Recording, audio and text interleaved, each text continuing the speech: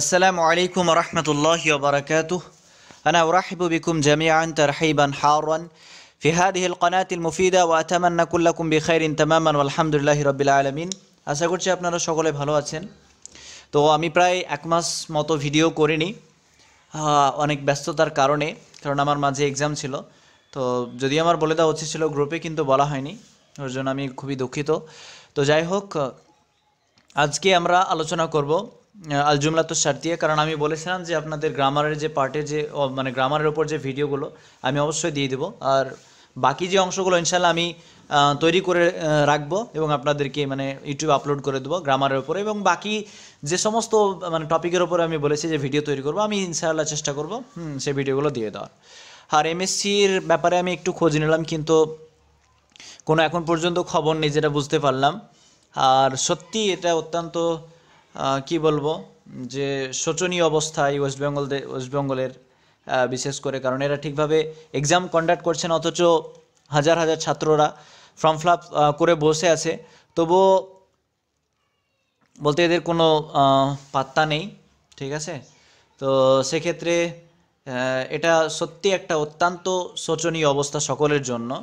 অনেকেই আমি জেনেছি যে অনেকেই এমনও রয়েছে আপনাদের মধ্যে যারা এমএসসির জন্য মাদ্রাসা পর্যন্ত ছেড়ে দিয়ে এমএসসির জন্য পরিশ্রম করতে শুরু করেছে এক্সামের জন্য। অনেকে আছে কর্মজীবন থেকে একটু অবসর নিয়ে এক্সামের জন্য প্রিপারেশন নিচ্ছিল, কিন্তু এমএসসি তাদের যে মন মানসিকতাকে টুকরো টুকরো করে ভেঙে দিয়েছে, যেটা অত্যন্ত শোচনীয় বলা যায়। সত্যি এটা সত্যি একটা লজ্জাজনক ব্যাপার, কিন্তু তবুও কি করা যাবে। আপনাদের কর্তব্য এটাই হবে এখন যে কখন এক্সাম হবে, হয়ে যাবে ঠিক নেই, হতে পারে কখন হঠাৎ করেই হচ্ছে অনেক কিছু, তো হঠাৎ করেও হয়ে যেতেও পারে। তো যেহেতু হঠাৎ হয়ে যেতেও পারে, তো সেক্ষেত্রে আপনাদের করণীয় হচ্ছে এটাই যে আমি জানি যে আপনাদের অনেকেই কর্মজীবনে পদার্পণ করেছেন, তো সময় পাওয়াটা অত্যন্ত কঠিনই হবে, কারণ বুঝতে পারছি আপনাদের সাংসারিক অনেকের জীবন রয়েছে, সাংসারিক জীবনে পদার্পণ করেছেন, সেক্ষেত্রে সময়টা সময় বের করা কঠিন হয়ে পড়ে। কিন্তু তবুও ওই কর্মজীবন থেকে আপনাদেরকে একটা সময় বের করতে হবে, যে সময় আপনারা আপনাদের যে পড়াগুলো, যে সিলেবাসগুলো আপনারা রিভাইজ করতে পারেন, এটা আপনাদের করতে হবে, এটাই কর্তব্য। অন্যথায় যখন হঠাৎ করে এক্সাম হয়ে যাবে তখন আবার আপনাদের কি পস্তাতে হবে যদি আপনারা একদমই এখন থেকে না পড়েন। আর যদি কেউ একদমই পড়া ছেড়ে দেন, তো ছেড়ে দিলে চলবে না, বরং আপনি আবার ফিরে আসেন, একটু একটু করে পড়েন, আপনার কর্মজীবন থেকে একটু সময় বের করে চালিয়ে যান, সেটাতে আপনাদের কল্যাণ রয়েছে। তো এটাই হচ্ছে কর্তব্য আপনাদের, যে একটু একটু করে পড়া চালিয়ে যান। তো এই যে জুমলা শারতিয়া শুরু করার আগে কিছু কথা বলে নিই, যে যদি আপনি চ্যানেলে নতুন হয়ে থাকেন তাহলে অবশ্যই চ্যানেলটি সাবস্ক্রাইব করে রাখবেন এবং পাশের বেল আইকনটি প্রেস করে রাখবেন, যাতে নতুন ভিডিওর আপডেট আপনার কাছে সঙ্গে সঙ্গে চলে যায়। আর এমএসসি এর ওপরে আমি 9, 10 এবং আপার প্রাইমারির জন্য একটা পিডিএফ তৈরি করেছি, যে পিডিএফের পেজের সংখ্যা 368 পেজ প্রায়। তো এই পিডিএফটা অনেকেই নিয়েছে আলহামদুলিল্লাহ। তো যদি কারো মনে হয় যে এখানে ভুল ত্রুটি রয়েছে, তাহলে অবশ্যই আমাকে SMS করে বলবেন, আমি সেই ভুল ত্রুটিগুলোকে সংশোধন করে নেব এবং তার উপরে ভিডিও তৈরি করে দেব। আর এই পিডিএফটা বিশেষ করে 9, 10 এবং আপার প্রাইমারির জন্য, তো কেউ যদি নিতে ইচ্ছুক হন তাহলে আমাকে এই নাম্বারে হোয়াটসঅ্যাপ SMS করতে পারেন। আমি নাম্বারটা এই স্ক্রিনে লিখে দিচ্ছি, যে 62 96 68 28 95। ঠিক আছে, এটা হচ্ছে 9595, এটা হচ্ছে 2, তাহলে 62 96 68 28 95 এই নাম্বারে আমাকে SMS করতে পারেন, হোয়াটসঅ্যাপ SMS 62 96 68 28 95 এই নম্বরে। আর এই পিডিএফের মধ্যে কী কী পাবেন সেগুলো একটু দেখে নেওয়া যাক। যে কন্টেন্টসে যদি আমরা লক্ষ্য করি তাহলে দেখব যেখানে অ্যারাবিক প্রোজের ওপরে, এটা সম্পূর্ণ MCQ type question, Arabic pros রয়েছে, পোয়েট্রি রয়েছে, আর ল্যাপটপটা একটু ডিস্টার্ব করছে। অ্যারাবিক পোয়েট্রি রয়েছে, হিস্ট্রি অফ অ্যারাবিক লিটারেচার রয়েছে, আরবি সাহিত্যের ইতিহাসের ওপর MCQ টাইপ কোশ্চেন, তাফসির আল কোরআনের ওপর MCQ টাইপ কোশ্চেন রয়েছে, হাদিসের ওপর রয়েছে, রাইটার্স খালিফাত খোলাফায়ে রাশিদিনের ওপর যে সমস্ত সিলেবাসগুলো রয়েছে তার উপর MCQ রয়েছে। আর ইন্ডিয়ান প্রমিনেন্ট মুসলিম পার্সোনালিটিস, অর্থাৎ ভারতবর্ষে যে সমস্ত মানে বিশিষ্ট ব্যক্তিগণ ছিলেন তাদের জীবনের ওপরে এমসিকিউ। রেটরিক মানে ইলমুল বালাগা আর প্রস্তুতি মানে হচ্ছে ইলমুল আরজের ওপরে রয়েছে, আল ফিকের ওপরে রয়েছে। তো এগুলো আপনারা পেয়ে যাবেন। যদি কেউ ইচ্ছুক হন নিতে তাহলে আমাকে হোয়াটসঅ্যাপ SMS করতে পারেন ওই নাম্বারে। তো আর দেরি না করে আমরা শুরু করছি আজকের লেসন, সেটি হচ্ছে আল জুমলাতুশ শারতিয়া। আল জুমলাতুশ শারতিয়া এটা কি? এটা সিলেবাসের মধ্যে অন্তর্ভুক্ত রয়েছে। জুমলা ইসমিয়া ছিল, জুমলা ফাইলিয়া, জুমলা ইনশাইয়া, ওগুলো সব ভিডিও করা হয়ে গেছে। জুমলা শারতিয়াটা বাকি ছিল, তো এটা আমি আজকে করছি। তো আল জুমলাতুশ শারতিয়া এটার বাংলা অর্থ হচ্ছে শর্তবোধক বা শর্ত জ্ঞাপক বাক্য। মানে এমন বাক্য হবে যেটি শর্তযুক্ত, যদি তুমি এই কাজটা করো তাহলে তুমি এই ফলটা পাবে। এই যে এরকম, এটা কিন্তু দুটো জুমলা নিয়ে গঠিত হয়। হ্যাঁ, তো দুটো জুমলা এর দ্বারা গঠিত হয়ে থাকে। প্রথমটাকে বলা, প্রথম মানে দুটো অংশ। একটা জুমলা মানে একটা জুমলা হতে পারে, তবে দুটো অংশ থাকবে। প্রথম অংশটাকে জুমলা শর্ত বলছে, মানে শর্ত, আর দ্বিতীয়টাকে হচ্ছে ফলাফল। এই শর্তের কারণে তুমি এই ফলাফলটা পাবে। ঠিক আছে, তো এখানে বাংলাতে কি বলছে যে বাক্য শর্ত ও জাযা দ্বারা গঠিত হয়, মানে যে বাক্য সেই বাক্যটা একটা হতে পারে, দুটো হতে পারে, তবে ওই বাক্যটার মধ্যে কি থাকবে, একটা শর্ত থাকবে আর একটা জাযা। মানে শর্ত এবং জাযা। শর্ত মানে হচ্ছে শর্ত, বাংলাতে শর্ত। জাযা মানে ওই শর্তের ফলে, মানে ওই যদি আমি বলি যে পানি আনো তাহলে, বা পানি খাও তাহলে শরীর ভালো থাকবে, এই যে খাওয়া কাজটা এটা হচ্ছে শর্ত। আর ওই পানি খাওয়ার ফলে যেই কাজটা হচ্ছে সেটাকে বলছে ফলাফল, মানে জাযা, আরবিতে জাযা বলছে। তো যে বাক্য শর্ত ও জাযা দ্বারা গঠিত হয় তাকে জুমলাতুশ শারতিয়া বলে। হ্যাঁ, তো এই পুরো যদি তুমি পানি খাও শরীর ভালো থাকবে, পুরো বাক্যটাকে জুমলা শারতিয়া বলা হচ্ছে। তো এখানে যেমন একটা উদাহরণ দিয়েছে যে ইন তাদরুস, যদি তুমি পড়াশোনা করো, তানজাহ, তাহলে তুমি সফলতা অর্জন করবে বা সফল হবে। ঠিক আছে, তো এক্সামে এই ধরনের প্রশ্ন আসতে পারে যে এই উদাহরণটা হয়তো তুলে দিল এরকম যে ইন তাদরুস তানজাহ, এটা কিসের উদাহরণ? জুমলা আল ইনসিয়া, আল জুমলাতুল ইনসাইয়া, অথবা আল জুমলাতু আশ-শারতিয়া, অথবা আল জুমলাতু আল ফাইলিয়া, কোনটা হবে? তখন আপনাকে দেখতে হবে এখানে জুমলা শারতিয়া হচ্ছে না ফেলিয়া না ইসমিয়া। তো কিভাবে বুঝতে পারবেন সেগুলো কিন্তু পরবর্তীতে আমরা আলোচনা করব। হ্যাঁ, এগুলো অনেকগুলো আসমা রয়েছে, সিম রয়েছে, যে সিমগুলো দেখে আপনারা বুঝতে পারবেন এটা জুমলা শারতিয়া। হ্যাঁ, তো সেগুলো আমরা আলোচনা করবো ইনশাল্লাহ। তো এটার অর্থ কি? যদি তুমি পড়া করলে পাস করবে। হ্যাঁ, লেখাপড়া করলে পাস করবে। এখানে জাস্ট বলছে, তুমি বলছে না, যদি এটা হাজিরে শেখা অর্থাৎ সেকেন্ড পার্সন। হ্যাঁ, যদি তুমি পড়াশোনা করো তাহলে তুমি সফলতা অর্জন করবে। তো এই বাক্যে কি বলছে যে ইন তাদরুস অংশটি, এই যে ইন তাদরুস, এই যে এইটুকু ইন তাদরুস, এই যে অংশটুকুকে শর্ত বলছে। আর তানজাহ এটা হচ্ছে তার আউটকাম, কনসিকুয়েন্স অর্থাৎ ফলাফল। এই অংশটাকে বলছে জাযা হয়েছে। তো এই যে যে শব্দটি, সেটা হচ্ছে হারফে শর্ত, এটাকে হারফে শর্ত বলছে।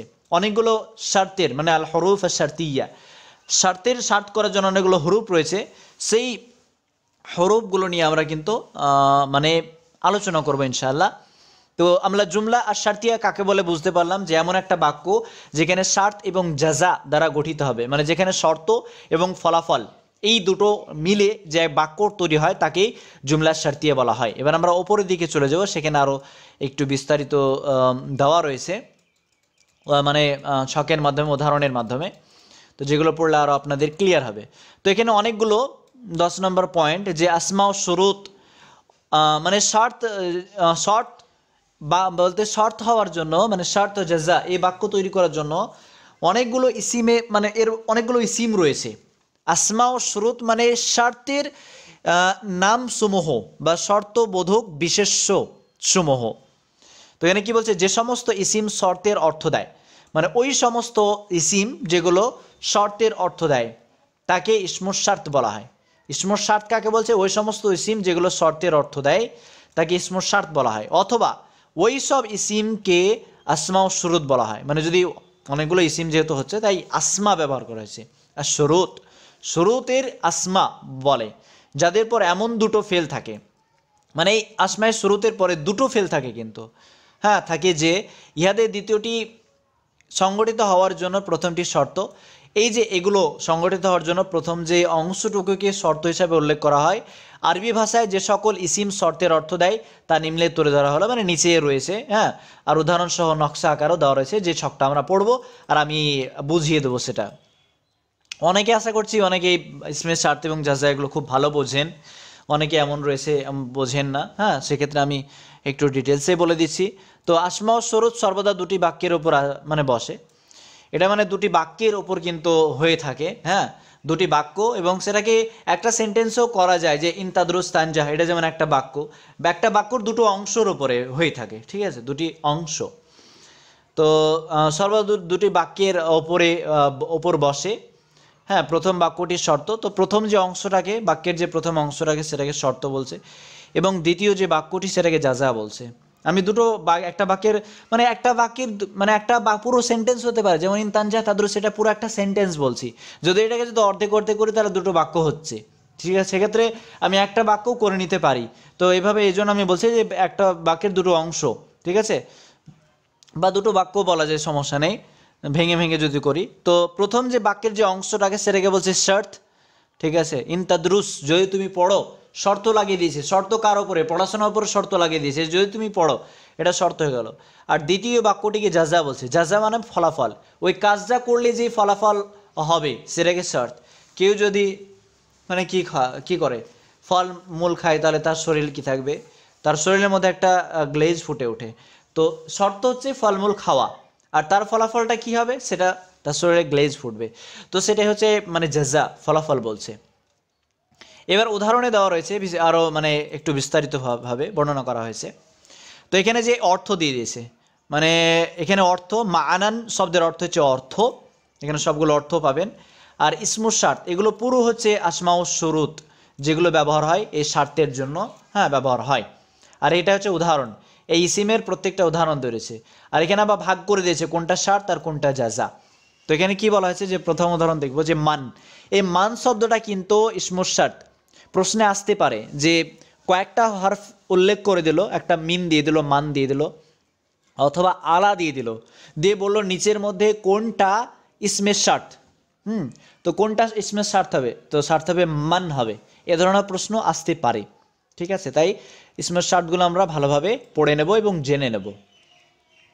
তো এখানে দেখা যাচ্ছে যে মানটা হচ্ছে ইসমে মানে আসমাউ শুরুতের মধ্যে একটি ইসিম, একটা নাউন বা বিশেষ্য। তো এখানে উদাহরণ দেওয়া রয়েছে মান দিয়ে, যে মান জাদ্দা ওয়াজাদা, মান জাদ্দা, এই যে মান জাদ্দা, এই পুরোটা এই অংশটুকু হচ্ছে মানে মানে প্রথম বাক্যের একটা প্রথম অংশ, যেটাকে মানে কি বলা হচ্ছে, যে আমরা পেলাম যে শর্তের একটা অংশ।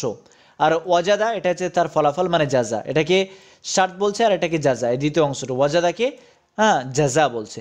তো এখানে আবার শর্তকে উল্লেখ করে দিয়েছে, যে জাযা, মানটা হচ্ছে ইসমে শর্ত, হ্যাঁ, আর শর্ত কোনটা, জাদ্দা, জাদ্দা এটা হচ্ছে শর্ত, আর জাযা হচ্ছে ওয়াজাদা। তো এর অর্থটা কি, এর অর্থ হচ্ছে যে চেষ্টা করে সে পায়, মানে মান জাদ্দা, যে চেষ্টা করে, এটা হচ্ছে শর্ত, চেষ্টা করাটা হচ্ছে শর্ত, মানটা হচ্ছে ইসমে শর্ত, ওয়াজাদা সে পায়, এই যে পাওয়া কাজটা, এটা হচ্ছে জাযা বা ফলাফল।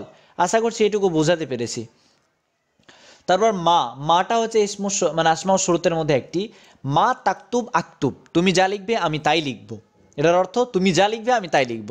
তো মা তাকতুবে পুরোটা একটা অংশ, হ্যাঁ, লিখা কাজটা এটা শর্তের মধ্যে ফেলে দিচ্ছে, এটা শর্তের মধ্যে হয়ে যাবে এই পুরো অংশটুকু। আর আক্তুব এটা হচ্ছে ফলাফল, ঠিক আছে, যদি তুমি লিখো, তুমি যা লিখবে আমি তাই লিখবো, তো তাই লিখবো এটা হচ্ছে ফলাফল। তুমি আগে, শর্ত হচ্ছে এটাই যে তোমাকে লেখার কাজটা তোমাকে আগে কমপ্লিট করতে হবে, তারপর আমি শুরু করব। তাই আক্তুবটা হয়ে গেল জাযা, তাই তাকতুবটা হয়ে গেল শর্ত, আর মাটা হচ্ছে আসমাউ শুরুতের মধ্যে একটা হারফ। এগুলো সব কিন্তু মানে ইসিম, এক কথা, এগুলোকে ইসিম বলছে, আসমাউ শর্ত, হ্যাঁ, শুরুত, এগুলো সব। তো তুমি যা লিখবে আমি তা লিখবো। তারপর মাহমা, মাহমা মানে যখনই, এই অর্থে ইউজ হয়। তো মাহমা তাতি, মাহমার অনেকগুলো অর্থ হয়, মানে সেন্টেন্সে ব্যবহার অনুযায়ী তার মানেটা প্রকাশ পায়। তো মাহমা তাতি মানে যখনই তুমি আসবে, এর অর্থ যখনই তুমি আসবে, ও করিমকা, আমি তোমাকেই কি করব, সম্মান করব। তো এখানে এরাবের যে চেঞ্জ হচ্ছে সেগুলো কিন্তু আমরা একটু ডিটেলসেই পড়ে নেব, যাতে আপনাদের বুঝতে সমস্যা না হয়, আর এক্সামে অনায়াসে এই টপিকের উপরে যতগুলো প্রশ্ন আসুক না কেন আপনারা অ্যাটেম্প করতে পারবেন, সেই অনুযায়ী মানে আমি একটু ডিটেলসে মানে আলোচনা করার চেষ্টা করছি। তো এখানে তাতি, আশা কাজটা হচ্ছে শর্তের মধ্যে পড়ছে, আর উকরিমকা আসলে পারে সম্মান পাবে। তো এই উকরিমকা এটা জাযা, ঠিক আছে, ফলাফলটা তুমি যদি আসো তাহলে ফলাফল কি পাবে, সম্মানটা পাবে। আর মাহামাটা হচ্ছে ইসমে শর্তের মধ্যে অন্তর্ভুক্ত। তো তুমি যখনই আসবে তখনই তোমাকে সম্মান করব। তারপর হাইসুমা, হাইসুমা এটার অর্থ হচ্ছে যেখানে। হাইসুমা এটা একটা ইসমে শর্ত, ঠিক আছে, আসমাউ শরুতের মধ্যে একটি ইসিম। তো হাইসুমা তাযহাবু আযহাব, হাইসুমা মানে যেখানেই, হ্যাঁ যেখানে যাবে তুমি, আযহাব আমি সেখানেই যাব। তাযহাব ওয়াহিদ মুযাক্কার হাজিরে সেগা, যেখানে তুমি যাবে আযহাব আমি সেখানে যাব। তো তাযহাব এটা হচ্ছে কি হয়ে গেল, যাওয়া কাজটা, মানে তোমার যাওয়া কাজটা, তুমি যদি যাও, তুমি যেখানেই যাবে, এই যে তোমার যে যেখানে যাওয়াটা এটা হচ্ছে শর্ত, আযহাব আমি সেখানেই যাব। তাহলে হাইসুমা ইসমে শর্তের মধ্যে পেয়ে গেলাম। তারপর ইদমা, হ্যাঁ প্রশ্ন কিন্তু আসতেই পারে যে নিচের মধ্যে কোনটা বা ইসমে শর্ত নয়, দিয়ে দিল যে ইদমা মাতা কাইফামা কুল্লামা, আর একটা দিয়ে দিল যে মিন। তো কোনটা ইসমে শর্ত নয় দিয়ে দিল, নয়, তো মিনটা নয়, মিনটা হারফে জারের মধ্যে পড়েছে। বাকি যে তিনটা বা চারটা বললাম ইদমা মাতা কাইফামা কুল্লামা, এগুলো সব ইসমাউস আসমাউস শুরুতের মধ্যে পড়ে যাচ্ছে। তো ইদমা তুসাফির উসাফির, ইদমা মানে যখন, ইদমা এর অর্থ হয় যখন, তো যখন তুমি সফর করবে আমি তখন সফর করব। তো তুসাফির এটা হচ্ছে শর্ত, আর উসাফির জাযা। মাতা, মাতা মানে যখন, মাতা তাকুম আকুম, যখন তুমি দাঁড়াবে, আকুম আমি আমি তখন দাঁড়াবো। তো তাকুম এটা হচ্ছে শর্ত, আকুম হচ্ছে জাযা। তারপরে কাইফামা, কাইফামা মানে হচ্ছে যেরূপ, কাইফামা মানে যেরূপ, কাইফামা কাইফামা যেরূপ যেইভাবে, কাইফামা তাজতাহিদ আজতাহিদ, তো তাজতাহিদ এর স্বার্থ হয়ে গেল, আজতাহিদ হচ্ছে জাযা। তুমি যেরূপ মানে যেই ধরনের, যেইভাবে তুমি কি করবে চেষ্টা করবে আমিও সেরূপ চেষ্টা করব, যেরূপ তুমি চেষ্টা করবে আমিও সেরূপ চেষ্টা করব। কুল্লামা মানে যখন ওই, কুল্লামা আমিলতু ফারেহতু, যখন যখন এটার অর্থে ইউজ হয় যে যখন আমি কাজ করেছি আনন্দ পেয়েছি। তো এই আমিলতু এটা হচ্ছে শর্ত, আমিলতু, ফারিহতু এটা জাযা। তো কুল্লামা আমিলতু ফারিহতু, যখন যখন আমি কাজ করেছি তখন তখন আমি খুশি হয়েছি, এরকম অর্থে ব্যবহার হয়। তারপর লাম্মা, লাম্মা মানে যখন, লাম্মা গরিবাতি শামসু, যখন সূর্য কি হয়েছে ডুবে গিয়েছে, আফতার তো আমি ইফতার করেছি। তো শর্ত এখানে যে গরিব তু শামস, গরিবাতি শামস এটা হচ্ছে শর্ত, শর্ত। আফতার তো হচ্ছে ফলাফল, সূর্য ডুবে যাওয়ার ফলে আমি ইফতার করেছি। তারপর আইনামা মানে যেখানে, আইনামা তানজিল, সূরা মানে কোরআনে একটা আয়াতই রয়েছে, এরকম রয়েছে, মানে ভাবার্থটা এরকম যে তুমি যেখানে থাকো না কেন মৃত্যু তোমার কাছে, ইউদরিক কুমুল মাউত এরকম রয়েছে যে মৃত্যু তোমার কাছে পৌঁছাবে। আইনামা তাকুন এভাবে রয়েছে, আইনামা তাকুন এরকম ধরনের আছে যে ইউদরিক কুমুল মাউত, তোমাকে কি করবে মৃত্যু তোমার নিকটে পৌঁছাবে। তো আইনামা তানজিল আনজিল, তুমি যেখানে নামবে আমিও সেখানে নামবো। তো তানজিল এটা হচ্ছে শর্ত, আনজিল হচ্ছে জাযা। আশা করছি বুঝতে পারছেন এগুলো। তারপর আইয়ানা, আইয়া মানে যখন, এটা একটা বর্ড মানে বিষয়ের ক্ষেত্রে এটা ইউজ হয়। যেমন কিয়ামতের জন্য বলা হয়েছে যে আইয়ানা মুরসাহা, যে কখন সেটা সংঘটিত হবে, কখন, হ্যাঁ তো যখনের অর্থে ইউজ হয়।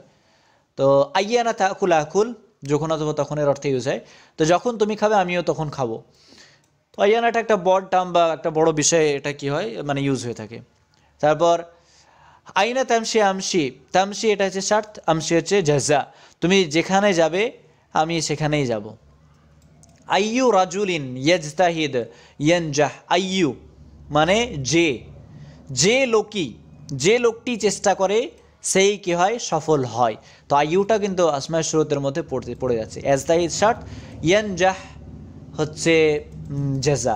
তারপর আন্না, আন্না মানে হয় যেখানে, এর অর্থ হয় আন্না মানে আইনা এর অর্থে ইউজ হয়। আন্না তাযহাব আযহাব, তুমি যেখানে যাবে আমিও সেখানে যাব।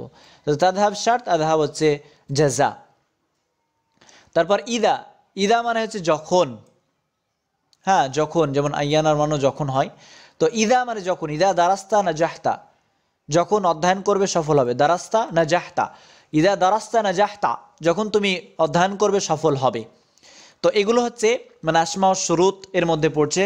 যে সমস্ত সিমগুলো আমরা পড়লাম এই আধুনিক আরবি ব্যাকরণ থেকে, এই বইটা আমি টেলিগ্রাম চ্যানেলে দিয়ে দিয়েছি, সেখান থেকে আপনারা পড়তে পারেন। পেজ নাম্বার হচ্ছে 177 থেকে শুরু হচ্ছে। তো এই যে পুরো মা, মান, মাহমা, এগুলো সব একটু মনে রাখবেন। হাইসুমা, ইদমা, মাতা, কাইফামা, কুল্লামা, লাম্মা, আইনামা, আইয়ানা, আইনা, আইয়ু, আন্না, ইদা, এগুলো। তো এর মধ্যে অনেকগুলো যেমন মান বা মা, মাহমা, হাইসুমা, মানে মান মা, তারপর মাতা, তারপর কাইফামা, তারপর লাম্মা, মানে লাম্মা না, মানে আইয়ানা, আইনা, আইয়ু, এগুলো কিন্তু আসমাউল ইস্তেফহামও কিন্তু এগুলো। আন্না, এটাও কিন্তু আসমাউল ইস্তেফহামের মধ্যেও পড়ছে। তো আসমাউল ইস্তেফহাম আর আমরা আসমাউল শুরুতের মধ্যে কিভাবে পার্থক্য করব, এইভাবে করব যে আসমাউল শুরুত মানে এই যে সেন্টেন্স বা বাক্যগুলো যেগুলো পজিটিভ এতে হয়, মানে যার শেষে ফুল স্টপ হবে। আসমাউল শুরুত মানে জুমলা শারতিয়া, এটার শেষে কিন্তু ফুল স্টপ হবে, ঠিক আছে। আর আসমাউল ইস্তেফহাম যেগুলো হয় সেগুলো শেষে জিজ্ঞাসা চিহ্ন হয়। তো সেই দিক থেকে আমরা বুঝতে পারবো। আর আমরা যখন একটা বাক্য পড়বো তখন যদি বুঝতে পারি এটা পজিটিভ, তাহলে এটা আসমাউল শার্ত হয়েছে। আর যদি এটা কোশ্চেন মার্ক বা প্রশ্ন করছে তখন সেটা মানে শেষে জিজ্ঞাসার জন্য, বিশেষ করে আইনা, তারপর আইয়ু, তারপর মা, তারপর মাদা, ঠিক আছে। তো এইগুলো যখন এইগুলোকে ডিফারেন্সিয়েট করার জন্য এটা হচ্ছে মানে এভাবে করব। যদি বাক্যটা যদি মনে হয় যে এটা ইসবাত রয়েছে মানে পজিটিভ রয়েছে, তাহলে আসমাউল শুরুত হয়ে যাবে ওগুলো। যদি ইস্তেফহাম হয় মানে জিজ্ঞাসা চিহ্ন দেওয়া হয়ে থাকে, বা বাক্যটাই মনে হয় যে এটা প্রশ্ন করছে, তাহলে সেটা আসমাউল ইস্তেফহামের মধ্যে পড়ে যাবে। তো এইভাবে আমরা কিন্তু ডিফারেন্সিয়েট করতে পারবো। আশা করছি আমি বোঝাতে পেরেছি। এবার 259 পৃষ্ঠাতে কিছু আরও কতগুলো কি রয়েছে, ইসিম রয়েছে যেগুলো আসমাউল শুরুতের জন্য ইউজ হয়। তো আমি সেগুলো আমি একটু দেখে নিই, বলতে আলোচনা করা যাক, সেগুলো অত্যন্ত গুরুত্বপূর্ণ। 259 পেজ।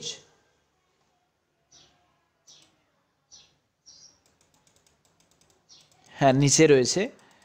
তো এই তো হরুফের শর্ত, ঠিক আছে, যে হারফা শর্তি শর্ত সাপে মানে শর্তবোধক, হ্যাঁ, অব্যয়।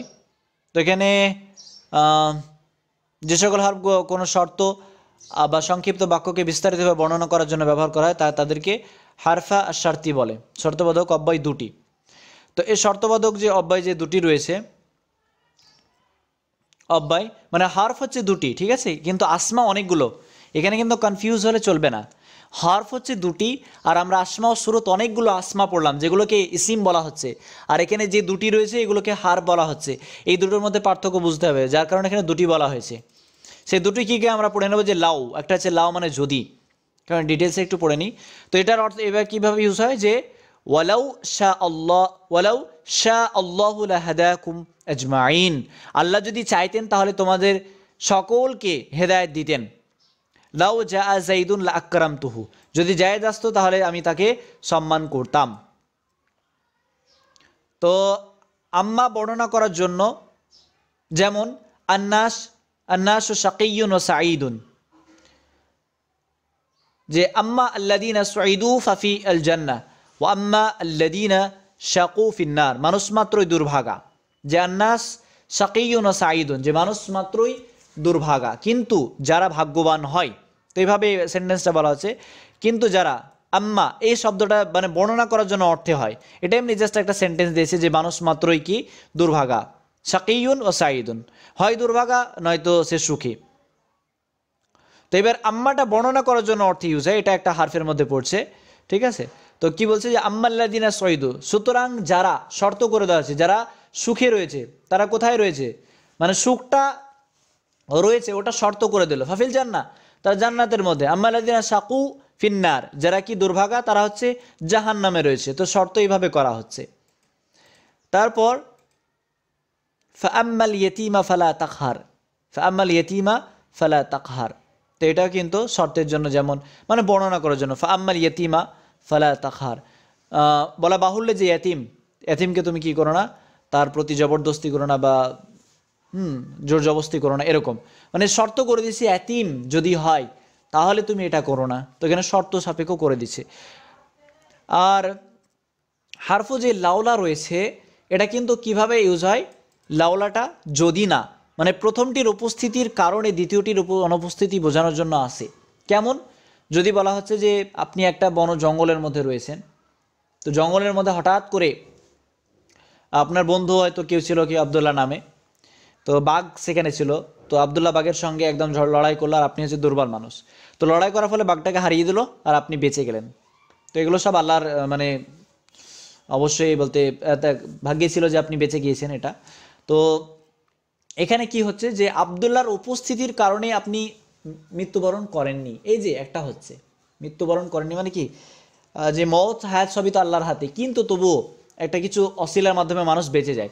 তো আব্দুল্লাহর অসিলার মাধ্যমে মানে অসিলার মানে এতে বেঁচে গেল, কিন্তু অবশ্যই আল্লাহর ইচ্ছা রয়েছে এখানে যে সে বেঁচে যাবে। তো সেই ব্যক্তিটি কি হলো যে আব্দুল্লাহর উপস্থিতির কারণে সে হত্যা হলো না, মানে উপস্থিতির কারণে যে জিনিসটা ঘটার কথা ছিল সেটা ঘটলো না, মানে মৃত্যুটা ঘটার কথা ছিল কিন্তু ঘটলো না, মানে দ্বিতীয় অংশটি মানে দ্বিতীয় যে রূপটি মানে মৃত্যুটি সেটা কিন্তু না ঘটা। এটাকেই বলছে যে প্রথমটির উপস্থিতির কারণে দ্বিতীয়টির অনুপস্থিতি বোঝানোর জন্য আসে। যেমন লাউলা আলিউন লা হালাকা ওমর, যদি না আলী থাকতো ওমর নিশ্চয় ধ্বংস হতো। তো আলীর উপস্থিতি রয়েছে তাই হালাকটা কি রয়েছে, মানে ধ্বংস হয়নি, মানে ধ্বংসটা মানে অনুপস্থিত, মানে ধ্বংসটা হয়নি। তো এই হচ্ছে মানে হারফু আর লাউলা এর ক্ষেত্রে বলতে লাউলা এবং লাউ আমরা পড়লাম, ঠিক আছে। তো লাউলা আমরা পড়লাম যে প্রথমটি উপস্থিতির কারণে দ্বিতীয়টি না ঘটা, ঠিক আছে, দ্বিতীয়টি না ঘটা লাউলা। এবং যেমন লাউ যদি আল্লাহ চাইতেন তাহলে সেটা করতে পারতেন, কিন্তু আল্লাহ চাননি, হয়নি। তো এই ছিল বলতে আসমা শুরুত এবং তার যে ব্যাপারে মানে অর্থসমূহ এগুলো আমরা পড়লাম। এবার আমরা আরেকটু ডিটেলসে পড়ে নেব যে কখন এর এরাবের পরিবর্তন কিভাবে ঘটছে, কখন কি হয়, সেটা কিন্তু আমরা পরের পার্টে আমরা আলোচনা করব ইনশাল্লাহ। তো আজকে এই পর্যন্তই। Thank you so much for watching this video. আর আমি এইভাবে ভিডিও আপনাদেরকে উপহার হিসেবে প্রদান করতে থাকবো। তো মা আসসালামাতি লিকা, আসসালামু আলাইকুম ওয়া রাহমাতুল্লাহি ওয়া বারাকাতুহু।